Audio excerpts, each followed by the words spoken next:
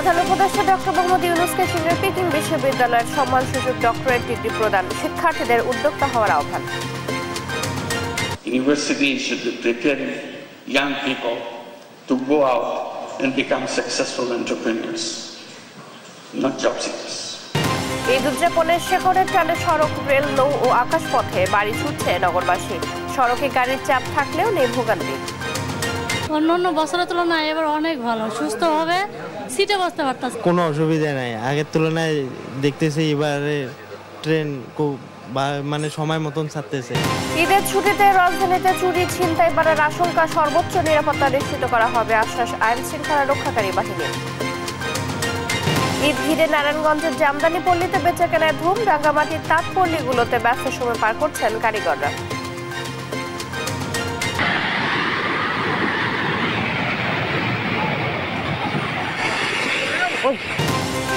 মিয়ানমারে শক্তিশালী ভূমিকম্পে নিহত বেড়ে 694, আহত 1,500-এর বেশি। থাইল্যান্ডে 10 জনের প্রাণহানি, ক্ষতিগ্রস্ত 170 স্থাপনা। এবং ঈদ সামনে রেখে এখনো বেতন ভাতা বুঝে পাননি নারী ফুটবলাররা। ব্যাংক অ্যাকাউন্ট না খোলায় জটিলতার অজুহাত বাফুফের।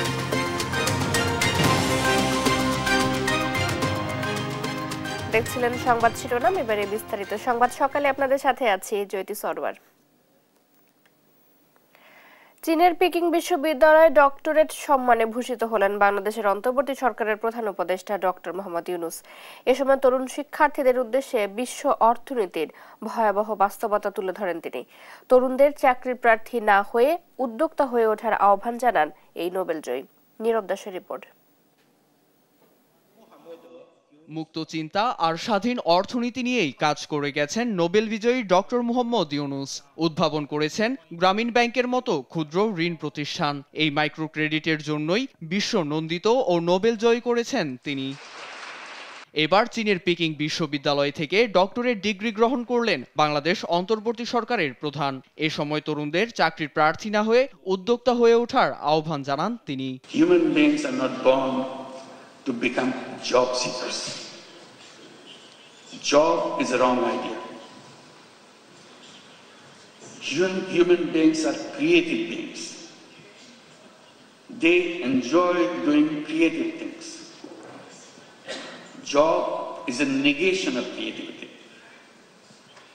Job forces you to do things what your supervisors want you to do. Job is a continuation of the tradition of slavery.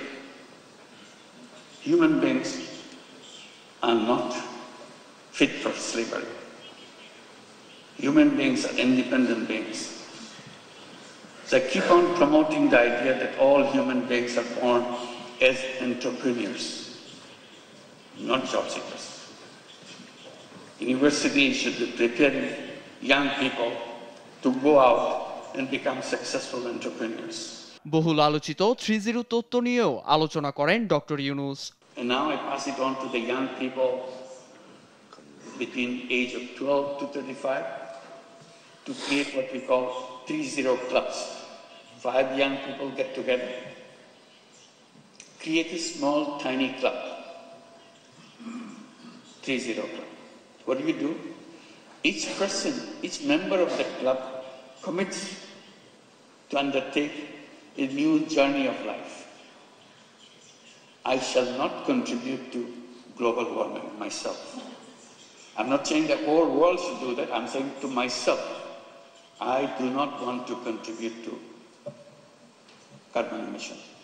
এছাড়া চিকিৎসা ও শিক্ষা কারিকুলাম নিয়েও বিভিন্ন আলোচনা ও শিক্ষার্থীদের প্রশ্নের জবাবও দেন তিনি। Health service again is driven by mostly profit motivation. Nirab Das, news desk, Desh TV.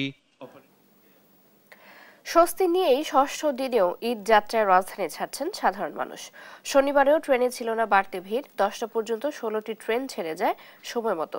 কয়েক দফা টিকিট চেকিং প্রশাসনের কড়াকড়ির কারণে নেই ট্রেনের ছাদে ওঠার চিরচেনা দৃশ্য। এতে স্বস্তিতে সাধারণ যাত্রীরা। অনলাইনে টিকিট কাটা, সময় মতো ট্রেন প্ল্যাটফর্মে আসায় স্টেশনেও নেই বাড়তি যাত্রীর চাপ।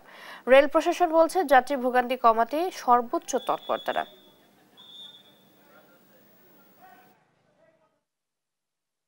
অন্য অন্য বছরের তুলনায় এবার অনেক ভালো, সুস্থ হবে, সিটে বসতে পারতেছে। অন্য সময় ভিড়াভিড়ি অনেক সমস্যা, এবছর কোনো সমস্যা নেই।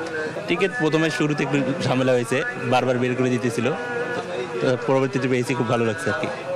কোনো অসুবিধা নাই, আগের তুলনায় দেখতেছি এবারে ট্রেন খুব মানে সময় মতন ছাড়তেছে আর কি। প্রিয়জনের সাথে ঈদ আনন্দ ভাগাভাগি করতে ট্রেনে বাড়ি ছুটছেন নগরবাসী। ঈদ যাত্রা নিয়ে আরো জানাতে এই মুহূর্তে রাজধানী কমলাপুর রেল স্টেশন থেকে যুক্ত হচ্ছেন সহকর্মী হাসান মাহমুদ। হাসান, যাত্রী চাপ কেমন দেখছেন? আজকে নির্ধারিত সময় ট্রেনগুলো ছেড়ে যাচ্ছে কিনা, কোনো ধরনের ভোগান্তি রয়েছে কিনা জানাবেন।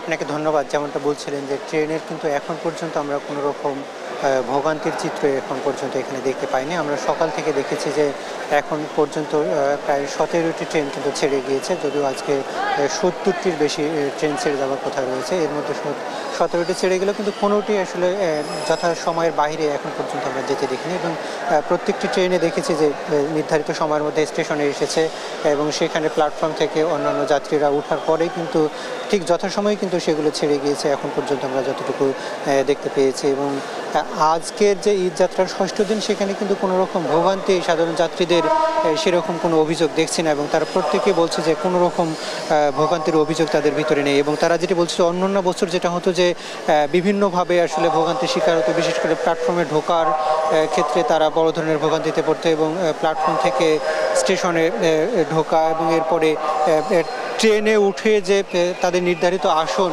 সেটি পেতেও কিন্তু অনেকটা ভোগান্তি পেতে হতো। তবে আজকে কিন্তু সেরকম ধরনের কোনো রকম ভোগান্তি যাত্রীদের মধ্যে দেখা যাচ্ছে না, এবং 3 স্তরের টিকিট চেকিং ব্যবস্থার মধ্যে দিয়ে তাদেরকে কিন্তু ভিতরে ঢোকানো হচ্ছে, এবং তাদেরকে যখন টিকিট না থাকছে তাদেরকে কিন্তু স্টেশনের ভিতরে কোনোভাবেই ঢুকতে দেওয়া হচ্ছে না, এবং যারা স্ট্যান্ডিং টিকিট কেটেছে তাদেরকেই কিন্তু শুধুমাত্র ট্রেনে আসনের বাইরে তাদেরকে উঠতে দেওয়া হচ্ছে। এবং আমরা দেখতে পাচ্ছি যে যাত্রীরা কিন্তু এতে অনেকটাই সন্তুষ্ট, যারা বিশেষ করে যারা ট্রেনের টিকিট পেয়েছেন এবং যারা নির্ধারিত আসন পেয়েছিলেন তারা কিন্তু অনেকটা স্বস্তির সাথে এখানে যাত্রা করতে পারছে। এবং আমরা অন্যান্য বছর দেখেছিলাম যে ঈদের সময়টাতে ট্রেনের ছাদের উপরে কিন্তু ব্যাপক পরিমাণ মানুষ যাতায়াত করে।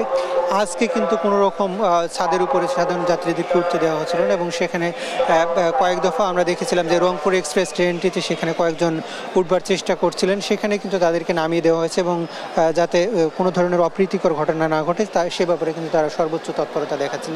একই সাথে আমরা দেখছিলাম যে আইনশৃঙ্খলা রক্ষাকারী বাহিনী যে রেল পুলিশ রয়েছে, এর পাশাপাশি সাধারণ পুলিশ এবং র্যাবের টহল দল কিন্তু এখানে টহল দিচ্ছেন, যাতে কোনো ধরনের আইনশৃঙ্খলা পরিস্থিতি অবনতি না হয়। তো এই ছিল আমার কাছে এখান থেকে সবশেষ পরিস্থিতি। চৈতি।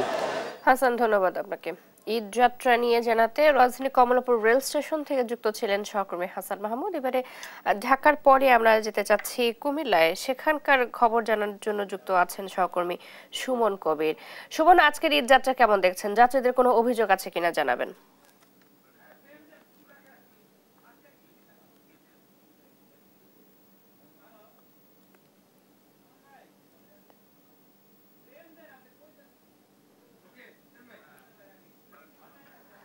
সুমন, আপনি নিশ্চয়ই শুনতে পাচ্ছেন। জানতে চাচ্ছিলাম আজকের ঈদ যাত্রা কেমন দেখছেন, যাত্রীদের পক্ষ থেকে কোনো অভিযোগ রয়েছে কিনা?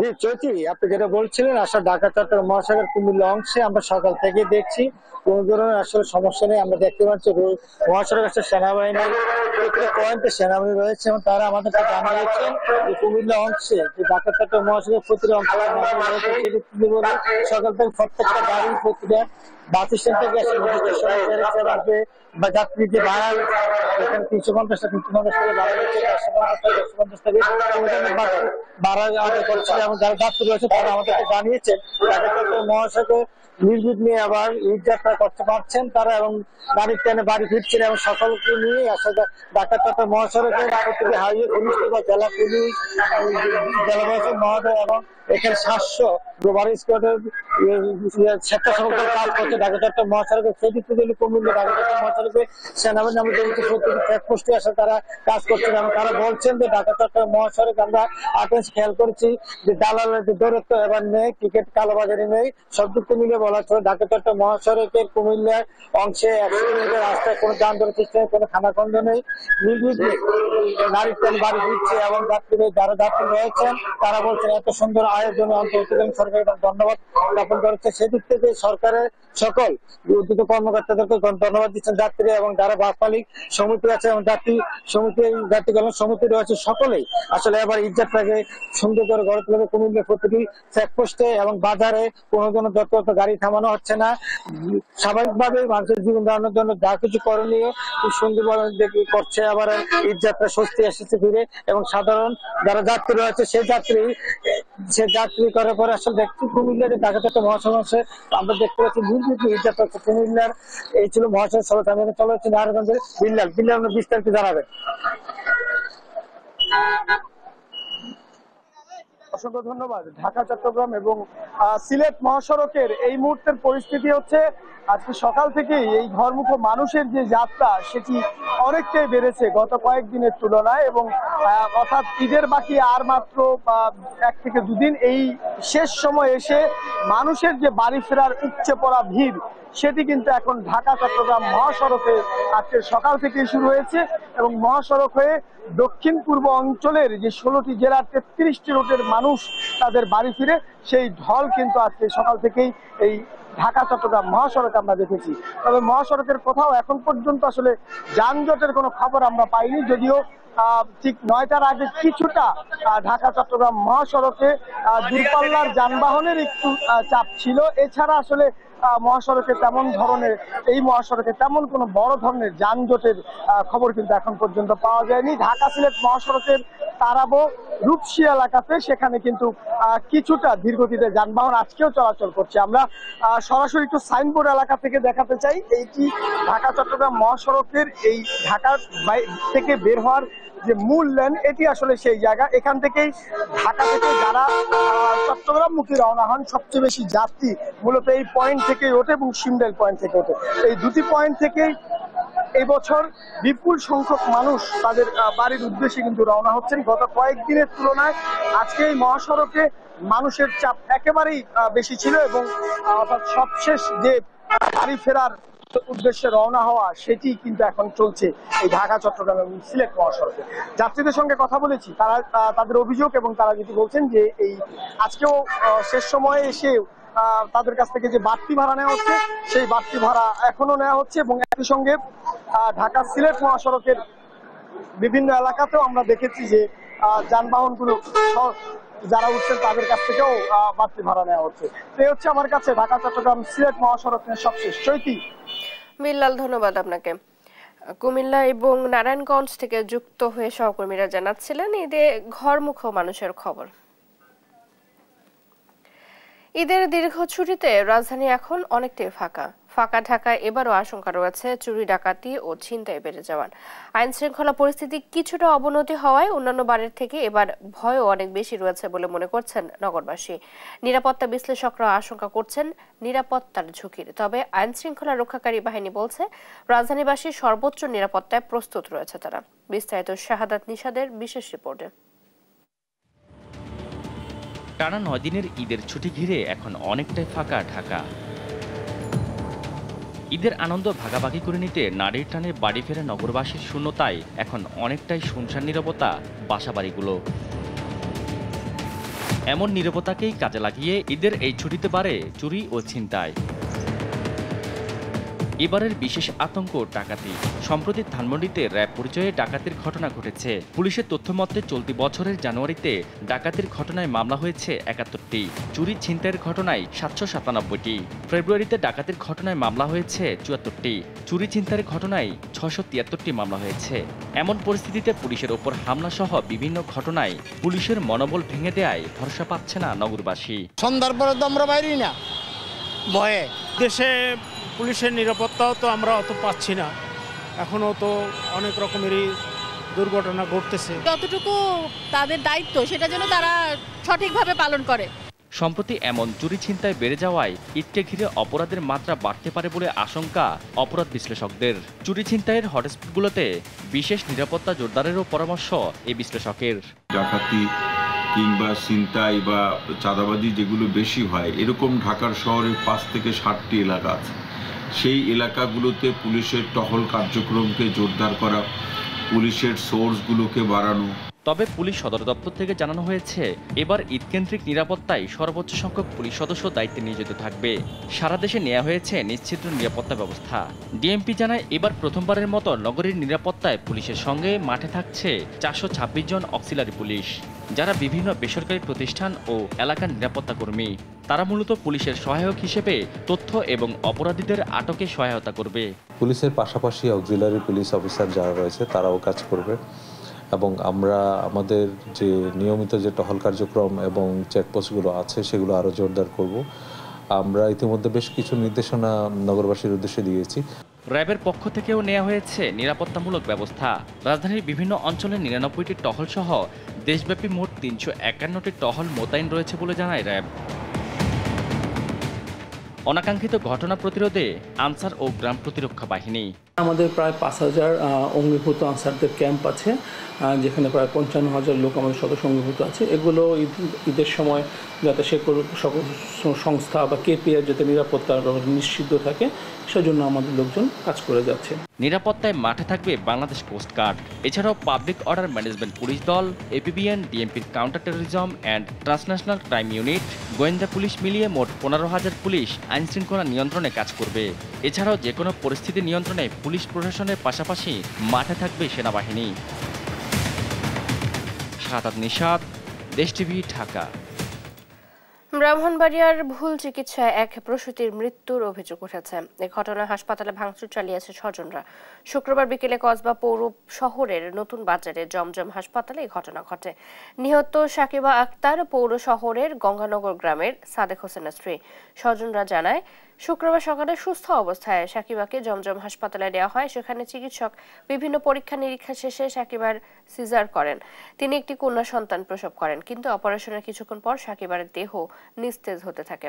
পরিবারের লোকজন চিকিৎসককে খবর দিলে তারা সাকিবার মৃত্যুর বিষয়টি টের পেয়ে হাসপাতাল থেকে পালাতে থাকে। পরে উত্তেজিত স্বজন ও স্থানীয় লোকজন হাসপাতালে ভাঙচুর চালায়। খবর পেয়ে পুলিশ এসে পরিস্থিতি নিয়ন্ত্রণে আনে।